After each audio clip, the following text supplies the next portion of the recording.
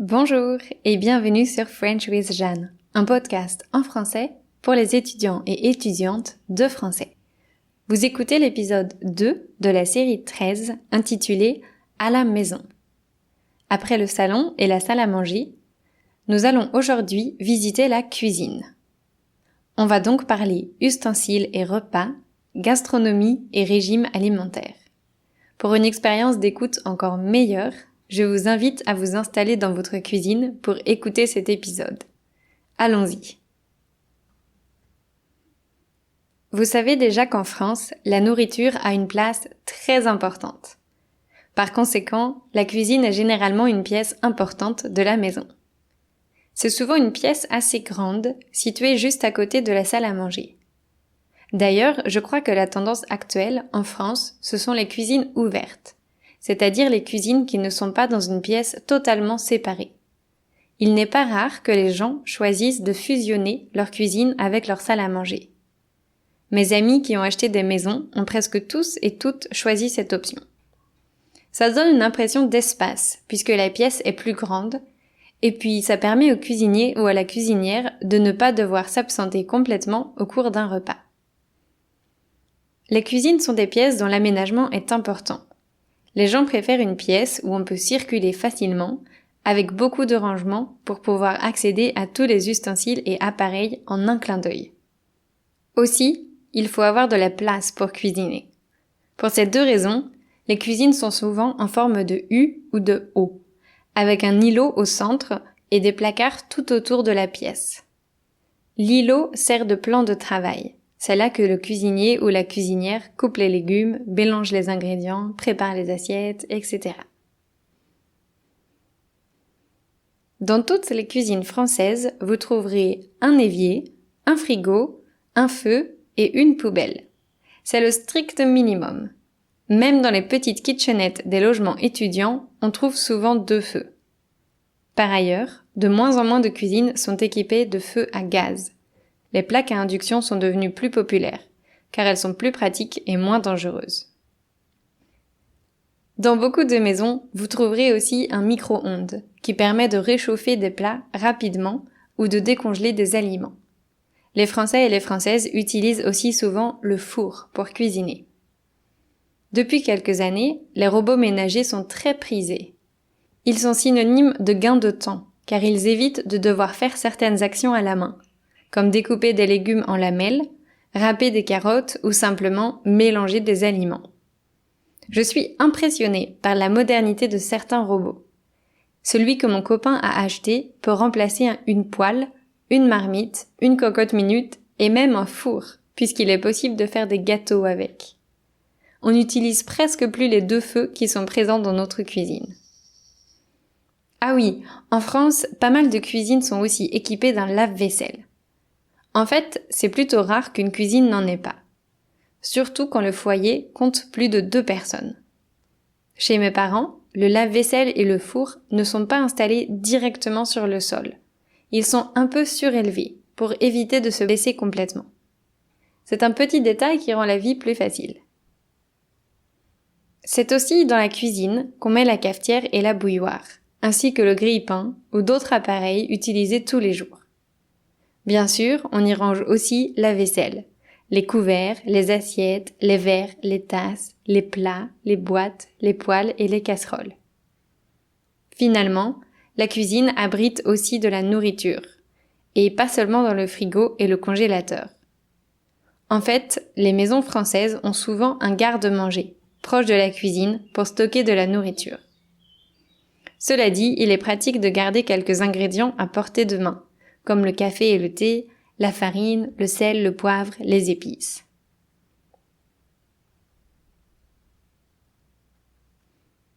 Avant de vivre en Asie, je ne savais pas la chance qu'on avait, en France, d'avoir des maisons où les insectes ne s'infiltrent pas.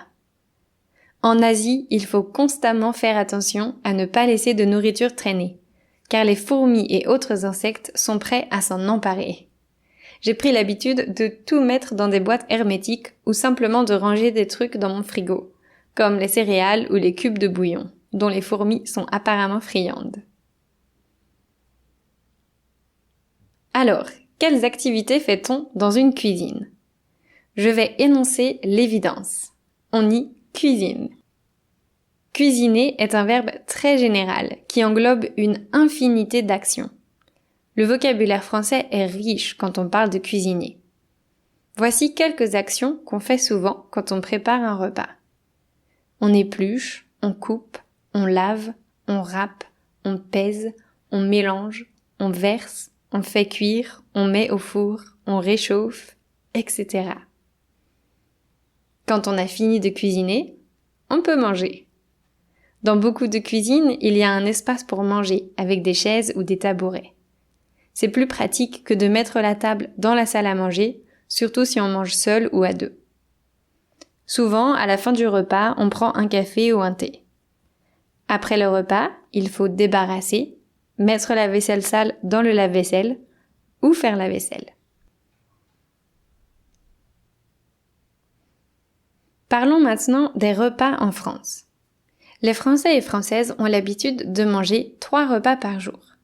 Le petit déjeuner, le déjeuner et le dîner. Ils prennent aussi souvent un goûter, qu'on appelle aussi le 4 heures, car on le mange souvent vers 4 heures de l'après-midi. Le petit déjeuner français est plutôt sucré. On mange du pain avec du beurre et ou de la confiture, des viennoiseries, croissants, pain au chocolat, pain au raisin, et d'autres choses comme des biscottes, de la brioche, des cookies, des céréales. Comme boisson, les Français aiment le café, le thé ou le jus de fruits. Les enfants adorent le chocolat chaud. En France, on prend le déjeuner entre midi et 14 heures. Il est découpé en 3 parties. L'entrée, le plat principal et le dessert. En entrée, on mange souvent quelque chose de froid, comme une salade. À l'inverse, le plat principal est généralement chaud. Normalement, il est composé de viande ou de poisson, de légumes et de féculents, des pâtes, du riz, des pommes de terre. On essaye d'avoir une assiette équilibrée. Ensuite, on peut manger un morceau de fromage, et puis place au dessert. Ça peut être un fruit ou un yaourt, ou bien un biscuit, une glace ou des cookies. Bien sûr, on peut aussi manger des desserts plus sophistiqués, comme des mousses au chocolat, des crèmes brûlées, des flans. Le point commun entre toutes ces spécialités, tout est sucré. Oh là là, j'écris cet épisode juste avant de prendre mon déjeuner, justement, et ça me donne super faim. Pour le goûter, les Français et les Françaises aiment aussi manger quelque chose de sucré, qui ne demande pas de cuisine. Enfin, on dîne vers 19h30 ou 20h. Le dîner ressemble au déjeuner, car on retrouve le même découpage. Entrée, plat, dessert. Il est peut-être un peu plus léger, comme on est moins actif le soir que pendant la journée.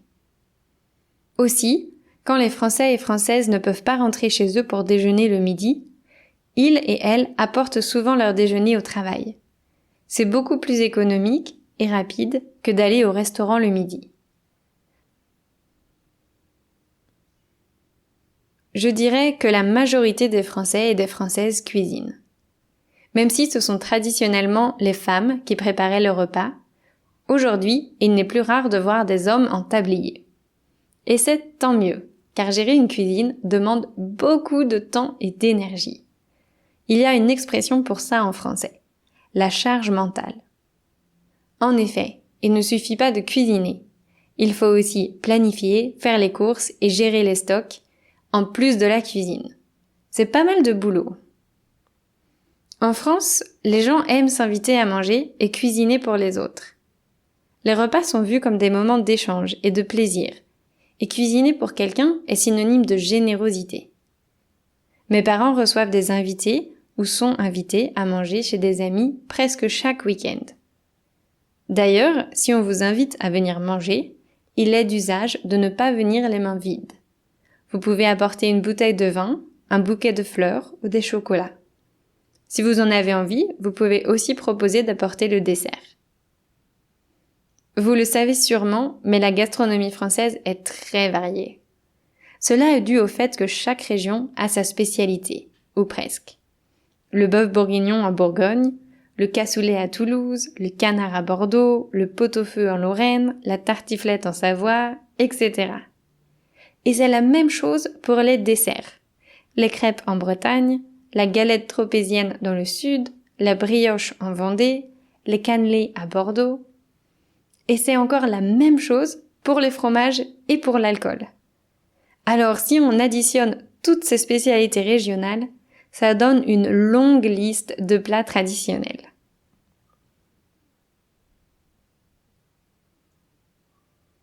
Maintenant, abordons le sujet des régimes alimentaires.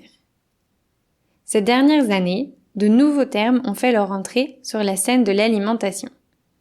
Et il n'est pas toujours facile de s'y retrouver. Je vais donc présenter les régimes alimentaires les plus courants.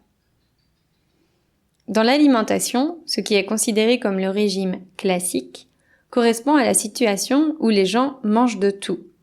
De la viande, du poisson, des œufs, des produits laitiers et bien sûr les produits de la terre, des légumes, des fruits, des noix, des graines.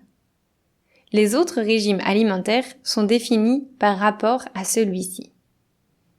Ainsi, le régime flexitarien ressemble beaucoup au régime classique, dans le sens où rien n'est exclu de l'alimentation.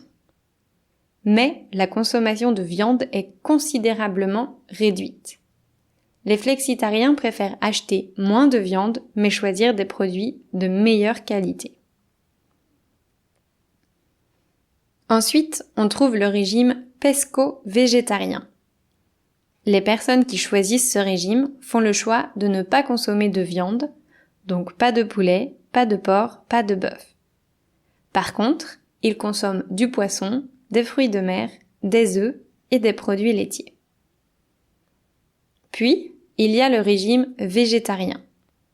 Une personne végétarienne décide de ne pas consommer de viande, ni de poisson, ni de fruits de mer. En d'autres mots, elle ne consomme pas de chairs animales. En revanche, elle consomme des œufs et des produits laitiers. Enfin, il y a le véganisme. Les personnes véganes ne consomment aucun produit d'origine animale.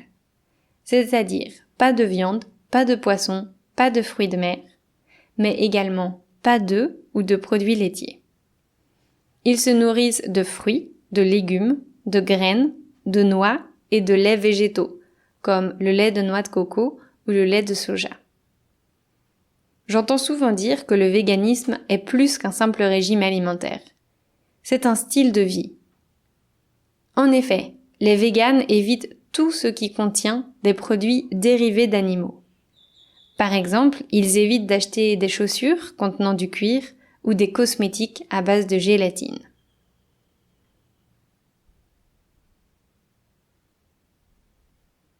Personnellement, je fais partie de la première catégorie.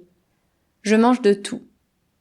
Cependant, je sais que les conditions d'élevage ou de production de viande et de poisson sont souvent cruelles.